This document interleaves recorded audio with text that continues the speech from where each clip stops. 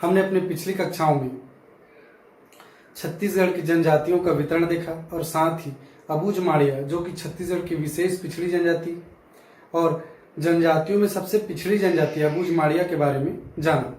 आज हम लोग बैगा जनजाति और कमार जनजाति के बारे में जानेंगे। बैगा जनजाति। अगर बैगा जनजाति की उत्पत्ति के बारे में बात करें तो इनकी अनेक अवधारणाएं हैं, जिनमें से बैगा जनजाति अपने आप को आदि पुरुष मानते हैं और अपनी उत्पत्ति पृथ्वी से ही जोड़ते हैं। इनमें किंवदंती के अनुसार बैगा जनजातियों की उत्पत्ति में भगवान ने सर्वप्रथम एक नागा बैगा और एक नागा बैगिन को बनाया और ये जंगल में निवास करते थे। कुछ समय पश्चात इनके 2 पुत्र हुए और इन्होंने अपनी अपनी बहनों से विवाह कर लिया, जिनमें से प्रथम समूह से बैगा जनजाति और दूसरे से गोड़ जनजाति की उत्पत्ति हुई। ये इनकी अवधारणा है किंवदंती के अनुसार। अगर छत्तीसगढ़ में हम लोग देखें तो बैगा जनजाति प्रमुख रूप से मैकल पर्वत श्रेणी में राजनांदगांव, कवर्धा, मुंगेली, गौरेला पेंड्रा, मरवाही, बिलासपुर इन जिलों में प्रमुख रूप से निवास करती है। बैगा जनजाति छत्तीसगढ़ में मैकल पर्वत श्रेणी में प्रमुख रूप से राजनांदगांव, कवर्धा, मुंगेली, बिलासपुर, गौरेला पेंड्रा, मरवाही जिलों में प्रमुख रूप से निवास करती है। बैगा जनजाति अपने आप को गोंड जनजाति की उपजनजाति मानती है। गोंड जनजाति की उपजनजाति मानती है। अपने आप को गोंड जनजाति की उपजनजाति मानती है। बैगा जनजातियों को गोंड जनजाति की पुरोहित या पुजारी के नाम से जाना जाता है। बैगा जनजाति गोंड जनजाति की मेडिसिन मैन ऑफ गोंड के नाम से भी जाना जाता है। मेडिसिन मैन ऑफ गोंड के नाम से जाना जाता है। बैगा जनजाति सर्वाधिक गोदना प्रिय जनजाति है। छत्तीसगढ़ में सर्वाधिक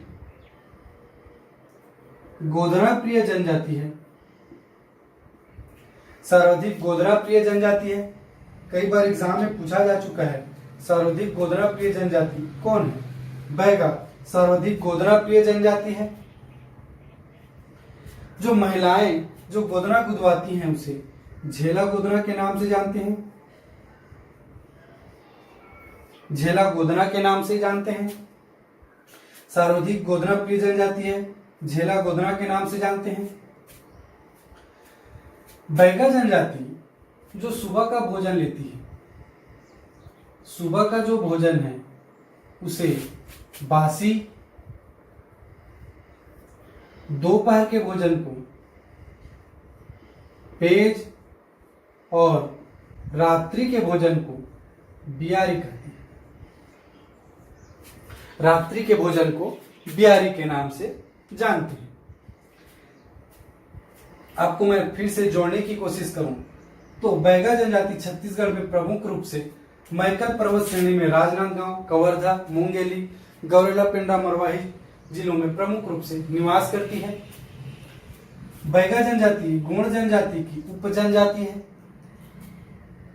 बैगा जनजाति गोंड जनजाति की पुरोहित या पुजारी के रूप में कार्य करती है, इसलिए इसे मेडिसिन मैन ऑफ गोंड के नाम से जाना जाता है।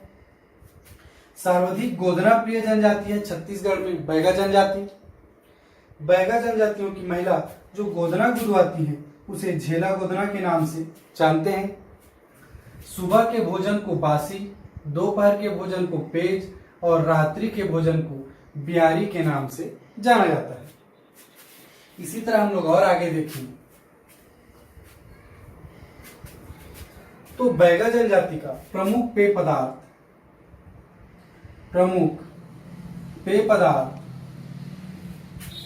ताड़ी है। ताड़ के वृक्ष से जो रस निकलता है उसी को ताड़ी कहते हैं। प्रमुख पेय पदार्थ बैगा जनजाति का ताड़ी है। इनकी जो स्थानांतरित कृषि पद्धति है उसे व्यवहार कृषि पद्धति के नाम से जानते हैं। व्यवहार कृषि पद्धति के नाम से जानते हैं। इनके प्रमुख देवता के रूप में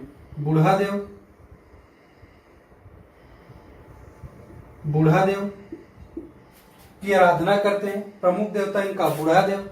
साथ ही जमीन की रक्षा के लिए ठाकुर देव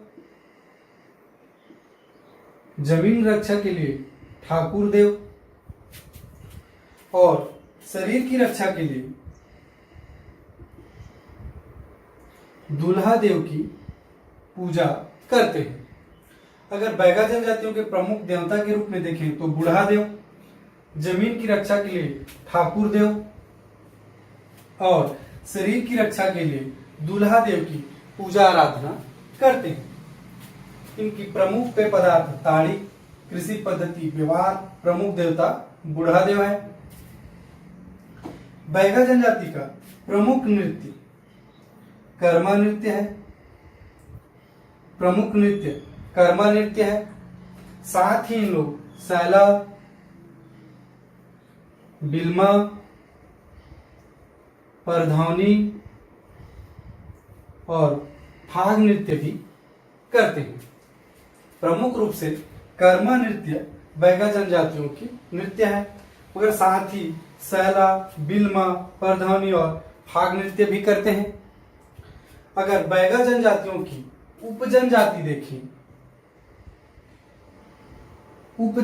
देखें, बैगा जनजातियों की उपजनजाति देखें तो बिंझवार,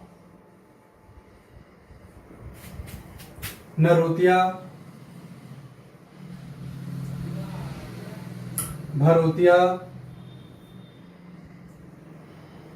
भैना, नाहर, रमैना और बाद में है। अगर इनकी उपजनजाति देखी तो बिंझवार, नरोतिया, भरोतिया, भैना, रमैना और बाद में है। इसी तरह से हमने छत्तीसगढ़ में बैगा जनजातियों के बारे में देखा। इनके अगर जनजातियों में बुक लिखी तो बैगा जनजाति से संबंधित पुस्तक द बैगास है, वेरियर एल्विन द्वारा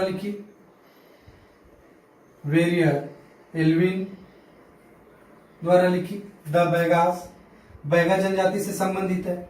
साथ ही ट्राइबल इकोनॉमी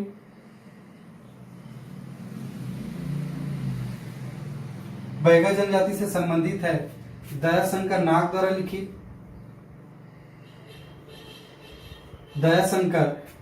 लिखित ट्राइबल इकोनॉमी बैगा जनजातियों से संबंधित है। इस तरह से हमने बैगा जनजातियों के बारे में जाना। जो बैगा जनजातियों की स्त्रियां जो वस्त्र धारण करती हैं उसे कपची कहते हैं। स्त्रियां जो वस्त्र धारण करती हैं उसे कपची के नाम से जानते हैं। छत्तीसगढ़ में विशेष पिछड़ी जनजाति 7 विशेष पिछड़ी जनजाति है। छत्तीसगढ़ में 7 विशेष पिछड़ी जनजाति है, जिसमें से 5 भारतीय संविधान के अनुच्छेद 342 के अंतर्गत राष्ट्रपति के द्वारा घोषित है और 2 राज्य सरकार के द्वारा विशेष पिछड़ी जनजाति में शामिल है। उसमें से 5 विशेष पिछड़ी जनजाति में से एक बैगा जनजाति भी है। और हमने पिछले कक्षा में अबूझमाड़िया के बारे में देखा था, जो छत्तीसगढ़ के विशेष पिछड़ी जनजाति में शामिल है। और छत्तीसगढ़ के विशेष पिछड़ी जनजातियों में से सबसे पिछड़ी जनजाति अबूझमाड़िया है। तो हमने 5 में से 2 विशेष पिछड़ी जनजातियों के बारे में देखा, अबुझ, माड़िया और बैगा जनजाति, जिसमें हमने जाना कि बैगा जनजाति गोंड की उपजनजाति है। मेडिसिन मैन ऑफ गोंड के नाम से जाना जाता है। इसी तरह हम लोग अब एक कदम और आगे चलें और देखें कमार जनजाति। कमार जनजाति, अगर इनकी उत्पत्ति के बारे में देखें तो कमार जनजाति की उत्पत्ति में इनकी भी अनेक अवधारणाएं प्रचलित हैं, जिनमें से श्यामाचरण दुबे की बुक है द कमार। कमार जनजाति से रिलेटेड एक बुक है द कमार, जिसमें से किंवदंती अवधारणा है। श्यामाचरण दुबे ने अपनी पुस्तक द कमार किंवदंती अवधारणा है कि भगवान भोलेनाथ ने सृष्टि की रचना फिर से करनी चाहिए, जिसके लिए उन्होंने सृष्टि को नष्ट करना था। यह बात एक बूढ़ी महिला को पता चला कि भगवान भोलेनाथ पृथ्वी को नष्ट करने वाले हैं। यह बात एक बूढ़ी महिला को पता चला और इस बूढ़ी महिला ने अपने पति को यह बात बताई। तो पति ने क्या किया, जंगल में जाके बड़े बड़े पेड़ों से एक बहुत बड़े नाव का निर्माण किया और इस नाव में बहुत सारे खाने पीने की चीजें रख दी और साथ ही अपने पुत्र और पुत्री को भी इसमें रख के, इस बड़े से नाव में रख के उस नाव को पूरी तरह से बंद कर दिया। और जब पृथ्वी में जल प्रलय आया तो सारी चीजें डूब गईं और ये नाव जल में तैरता रह गया। तब भोलेनाथ ने अपने दूत से मनुष्य के बीज की ढूंढ खोजने की बात कही, तो दूतों को यह नाव मिला और नाव में उस पुत्र और पुत्रियां भी मिली। इन्हीं पुत्र और पुत्रियों से भगवान भोलेनाथ ने संसार में अनेक व्यक्तियों की, स्त्री और पुरुषों की उत्पत्ति कराई, जिसमें से 9 माह के गर्भ को 9 कदम चल के कंप्लीट किया गया। इसी तरह सहस्त्रों स्त्री और पुरुषों का उत्पत्ति हुई। इन्हीं अनेक स्त्री और पुरुषों के समुदाय में से भोलेनाथ ने कईयों को कई अस्त्र शस्त्र और उपकरण प्रदान किए। उनमें से एक समुदाय को भोलेनाथ ने तीर और बाण दिए ताकि वो जंगल में शिकार के साथ अपने जीवन यापन कर सके। यही जो समुदाय था जिसे तीर और बाण दिया गया, वही जनजाति अपने आप को कमार जनजाति के नाम से जानती है। इस तरह से हमने देखा कि श्यामाचरण दुबे द कमार जनजाति से संबंधित बुक में किंवदंती अवधारणा के अंतर्गत कमार जनजाति की उत्पत्ति कैसे हुई। इस तरह से अब और मैं आपको अगर जोड़ना चाहूं कमार जनजाति के बारे में, तो कमार जनजाति प्रमुख रूप से छत्तीसगढ़ में रायपुर संभाग के गरियाबंद जिले में बिंद्रानावागढ़ इस इलाके में निवास करती है।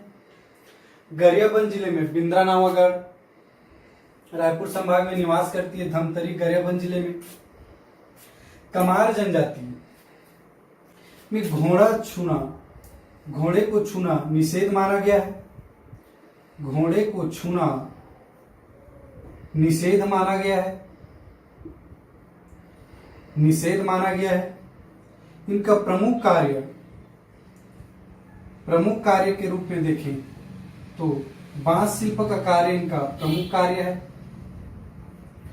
कमार जनजाति का प्रमुख कार्य देखें तो बांस शिल्प का कार्य प्रमुख कार्य है। जैसे कि हमने अभी देखा बैगा जनजाति सर्वाधिक गोदना प्रिय जनजाति है, उसी तरह ही कमार जनजाति सर्वाधिक गुदवाने वाली जनजाति,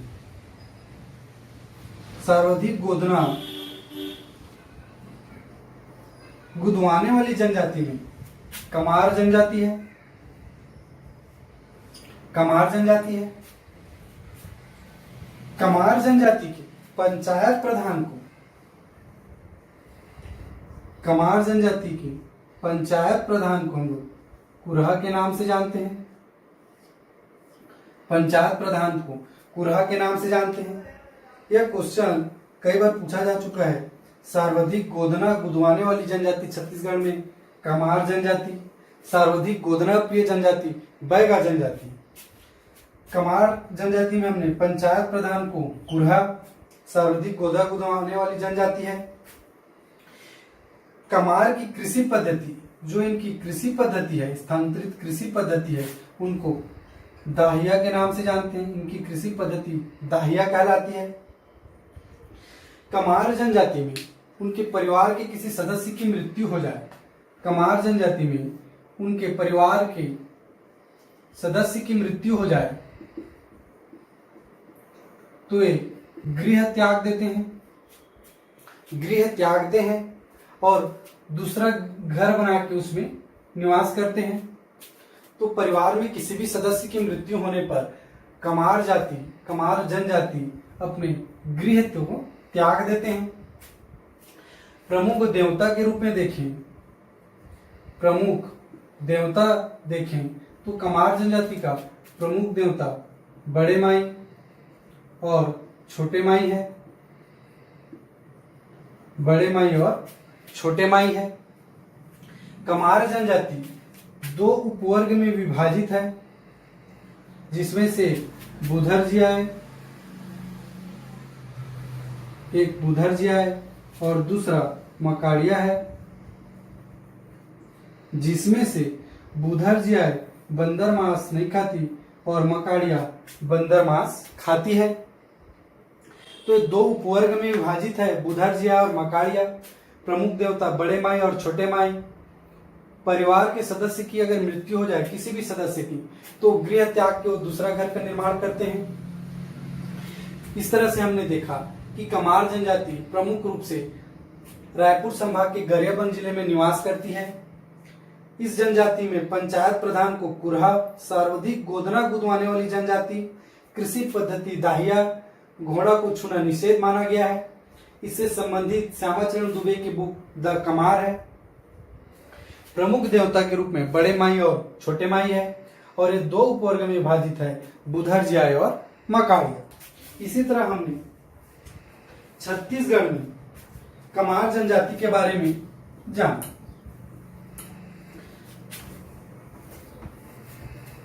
इसी तरह हम लोग 1 बाय 1 जनजातियों को डिटेल करते चले जाएंगे। अगर ये छोटा सा प्रयास आपको अच्छा लगा हो तो प्लीज मेरे वीडियो को लोगों तक शेयर कीजिए। अच्छा लगे तो लाइक कीजिए और सब्सक्राइब करना ना भूलें, ताकि सारी इस तरह से संबंधित वीडियो आप सभी को मिलती रहे। Thank you.